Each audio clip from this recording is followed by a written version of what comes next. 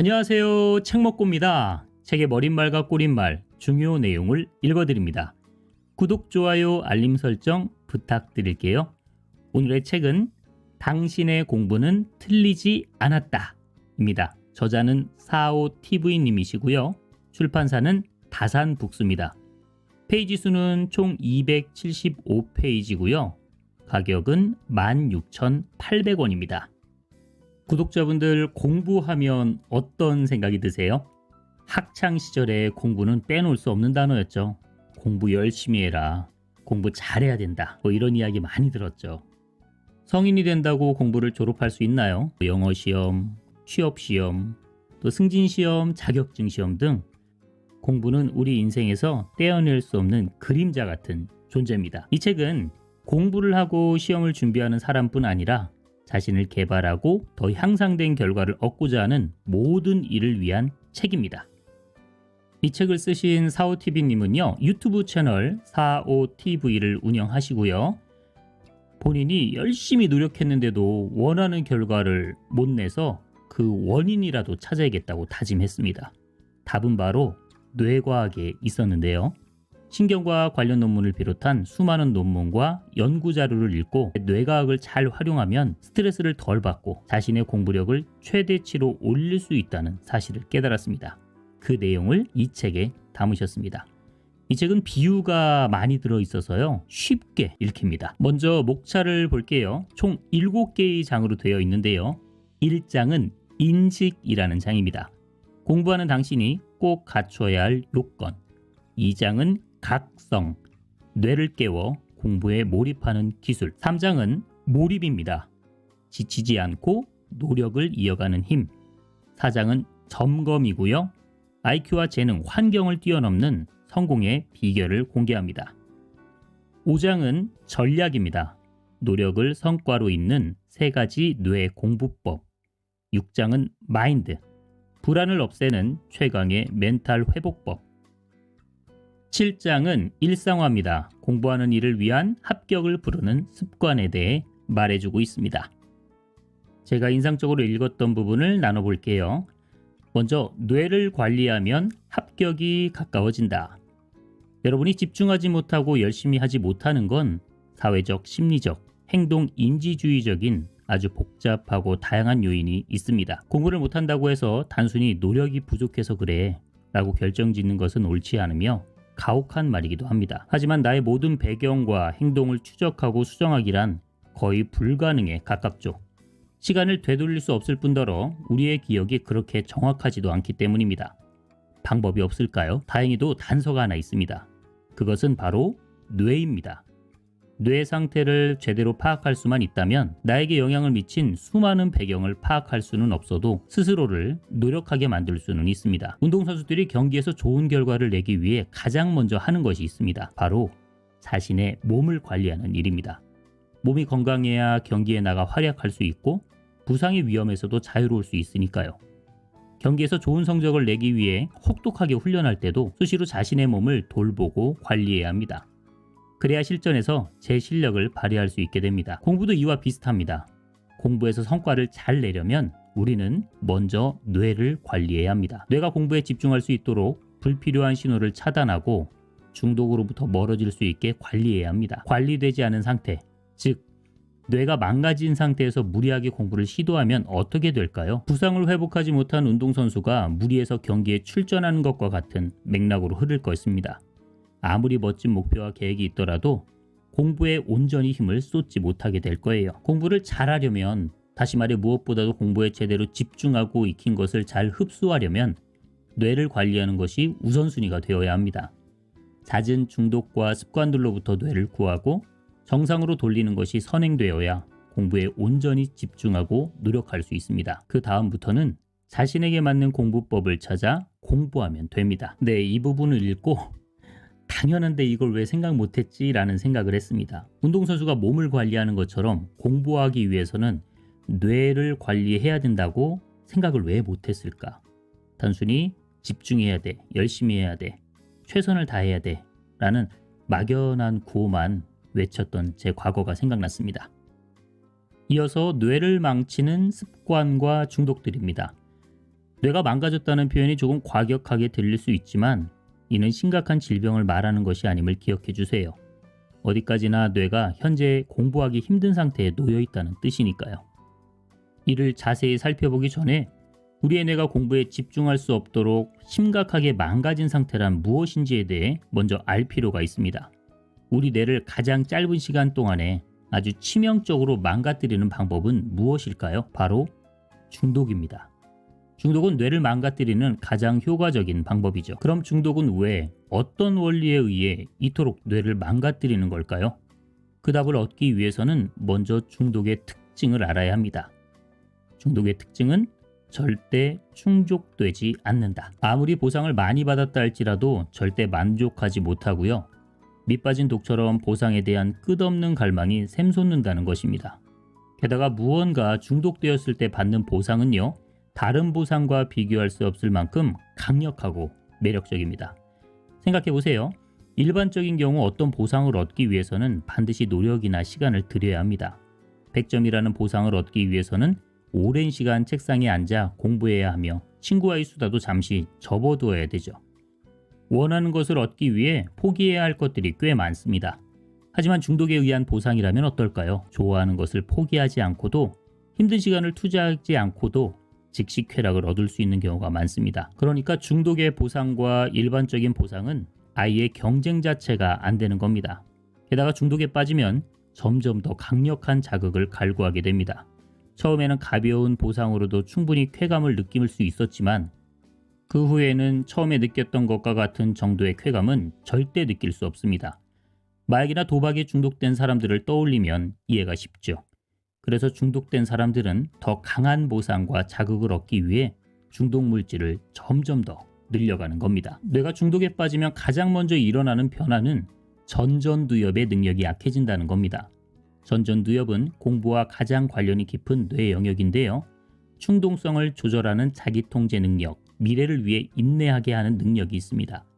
나아가 목표를 설정하고 스스로 점검하며 성찰하는 능력을 담당하죠. 종합하자면 전전두엽은 인간을 가장 인간답게 만드는 뇌 영역인 셈입니다. 그런데 중독으로 이 전전두엽이 타격을 받으면 인간은 이 모든 능력을 상실하게 됩니다. 미래를 내다보거나 계획하며 인내하고 성찰하는 능력들을 잃고 오로지 현재의 만족만을 위해 충동적으로 살게 됩니다. 이어서 1등이 더 열심히 노력하는 이유. 궁금합니다. 1등을 못 해봐서 1등이 왜 열심히 하는지 개인적으로도 궁금했거든요. 저는 학교 다닐 때 공부 잘하는 친구들을 보면서 참 궁금했습니다. 이미 공부를 잘하는데 왜 저렇게 간절하게 열심히 공부하는 거지? 여러분도 주변에 공부 잘하는 사람들이나 성공한 사람들을 보면 이미 나보다 더 간절하고 더 열정적으로 노력하고 있는 것 같지 않나요? 사실 그 사람보다 공부를 못하는 내가 더 간절해야 되는데 말입니다. 이 차이는 대체 어디서 오는 걸까요? 그것은 바로 경험에서 옵니다. 공부 잘하는 학생은 공부를 열심히 한 크고 작은 경험이 많이 있는 반면 평범한 학생은 그런 경험이 많지 않기 때문이죠. 그럼 왜 그렇게 경험이 중요할까요? A와 B 두 사람이 있습니다. A는 에어컨을 단 한 번도 경험해 본 적 없지만 B는 에어컨 없이는 여름을 견디기 힘든 사람입니다. 날이 푹푹 찌는 더운 여름에 제가 두 사람에게 한 가지 제안을 합니다.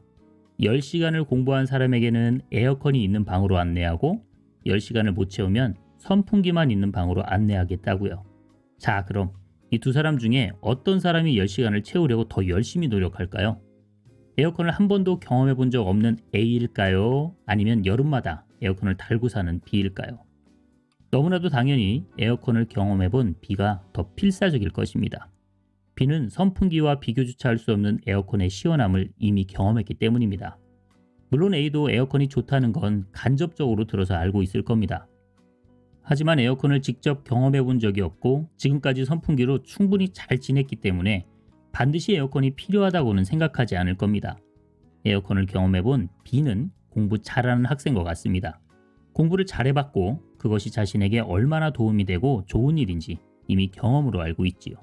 그래서 그 좋은 것을 놓치기 싫은 마음에 더 열심히 공부하게 됩니다. 이들에게 합격이란 막연한 희망이 아니고요. 내가 조금만 더 노력하면 얼마든지 얻을 수 있는 실제적인 기대입니다.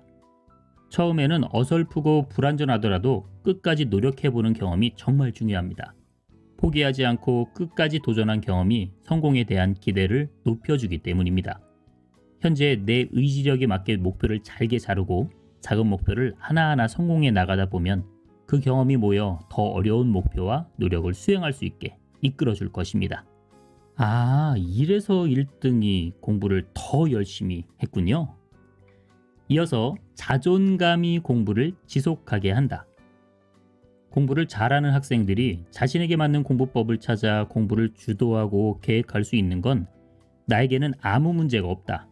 그러니 공부법만 나에게 맞추면 된다 하는 확신이 있기 때문입니다. 자존감이 높은 거죠.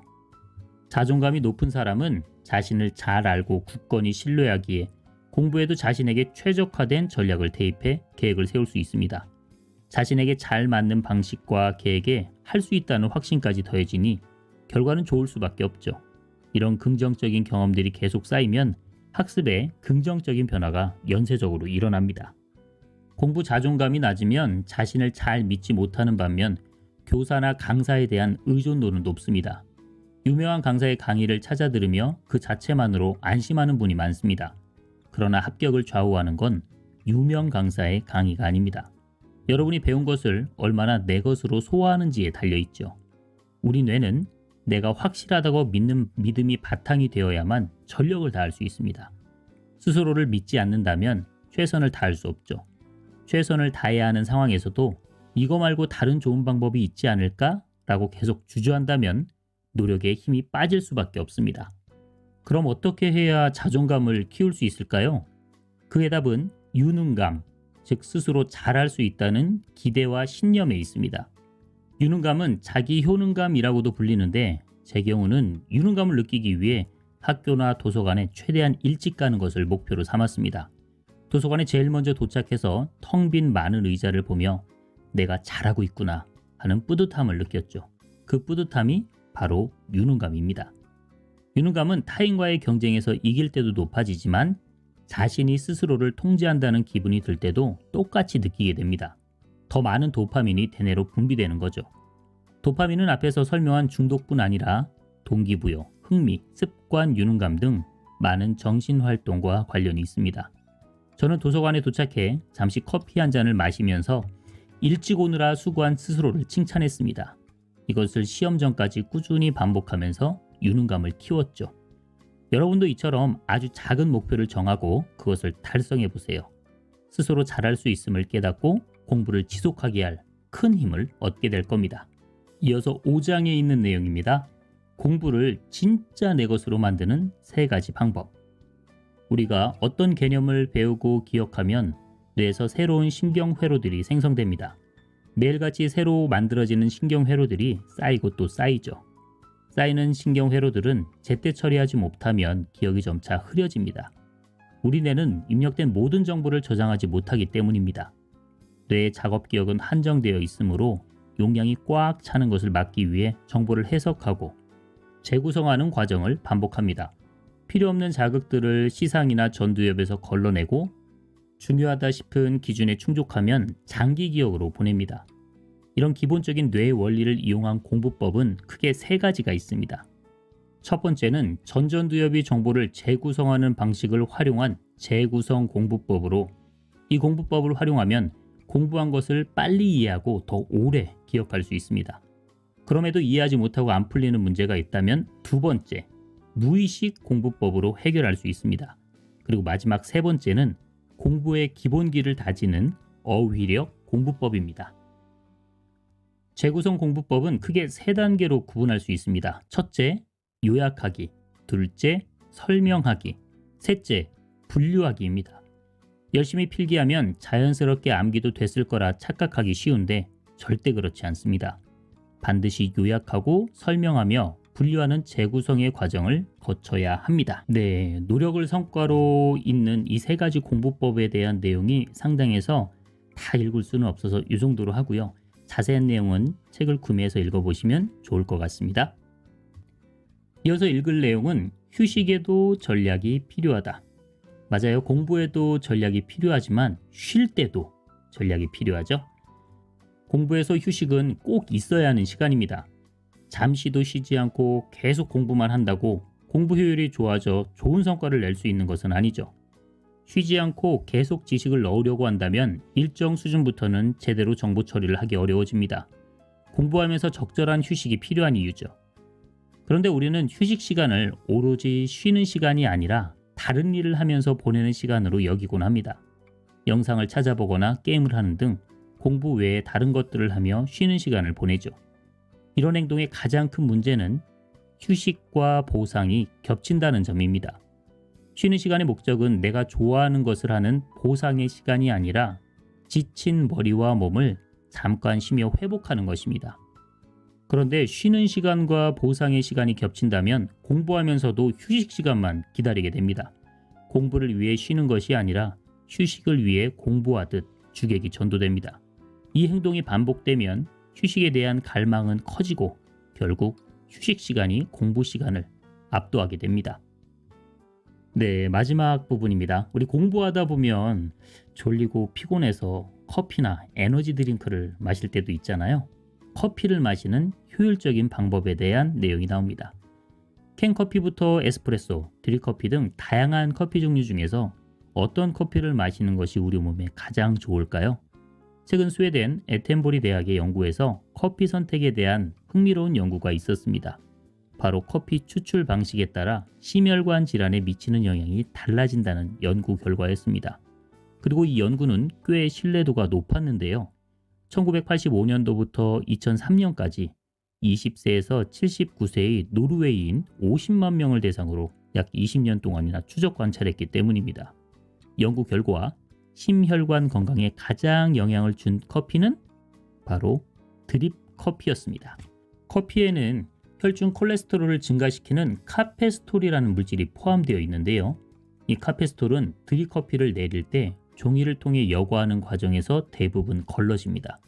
그래서 웬만하면 드립 커피를 마시는 것이 심혈관 건강에 더 도움이 된다는 것입니다. 그럼 커피는 언제 얼마나 마시는 게 좋을까요? 우리 몸에는 생체 리듬을 조절하는 다양한 호르몬이 있고 그 중에서 스트레스 상황에서 분비되는 코르티솔과 노르에프네프린은 각성과 아주 밀접한 관계가 있습니다. 특히 코르티솔은 정신이 오늘 하루 동안 얼마나 오래 깨어 있는지에 관여합니다. 우리 몸의 자연 카페인인 셈이지요. 최근 연구에서 코르티솔이 가장 활발한 시간대를 발견했습니다. 바로 오전 8시에서 9시 사이, 낮 12시에서 1시 사이, 그리고 오후 5시에서 6시 사이였죠. 이때는 우리 몸에 코르티솔과 노르에프네프린이 활발하기 때문에 굳이 커피를 마시지 않아도 머리가 맑아지는 각성 효과가 있다는 겁니다. 반대로 말하면 각성 효과를 위해 이 시간대에 커피를 마시는 것은 아주 비효율적이라는 뜻이죠. 코르티솔이 높은 시간을 무시하고 커피를 아무 시간에나 마신다면 우리 몸에는 카페인에 대한 내성이 생겨 카페인이 주는 각성의 지속 효과가 빠르게 줄어듭니다. 물론 단순히 커피 맛이 좋아서 마신다면 상관없겠지만요. 따라서 성인이라면 하루에 마시는 커피의 양은 최대 4잔을 넘기지 말고 수면의 질을 위해 오후 6시 이후로는 커피를 마시지 않는 것이 좋습니다. 낮잠이든 밤잠이든 잠에서 깬 즉시 코르티솔의 분비량은 최소 50%나 증가하기 때문에 과학자들은 잠에서 깬 후 최소 1시간은 지난 후에 커피를 마실 것을 권하고 있죠. 뇌과학자 정재승 박사는 우리가 커피를 마실 수밖에 없는 이유에 대해 아침에 일어나 커피를 마시지 않으면 하루를 보낼 수 없는 피로한 사회 때문이라고 말했습니다. 어쩌면 커피는 이 피곤한 사회에서 버텨야 하는 사람들의 피할 수 없는 숙명일지도 모릅니다. 어쩔 수 없이 커피나 에너지 음료를 마셔야 한다면 생체 리듬을 깨지 않는 선에서 마시는 것이 가장 현명한 방법일 것입니다. 작가님께서 친절하게 어떤 커피가 몸에 좋은지 언제 마셔야 되는지도 친절하게 안내해 주시네요. 이 외에도 손 필기 하는 것과 키보드 타이핑 중에 어떤 필기 방법이 더 효과적일까? 이런 것에 대한 내용도 나오고요. 짧은 시간에 최대한 많은 정보를 습득하기 위해 무엇이 필요할까? 주변에 공부할 때 음악 들으면서 공부하는 분들 계시잖아요. 정말 음악을 들으면서 공부를 해도 효과적으로 공부를 할 수 있을까? 이런 것에 대한 내용들도 많이 나옵니다. 오늘은 당신의 공부는 틀리지 않았다 라는 책을 읽었습니다. 도움이 되셨나요? 이제 앞으로 공부할 때는 열심히 최선을 다한다. 이 말만이 아니라 우리의 뇌를 잘 관리하면서 효율적으로 공부하는 저와 구독자분들이 되었으면 좋겠습니다. 감사합니다.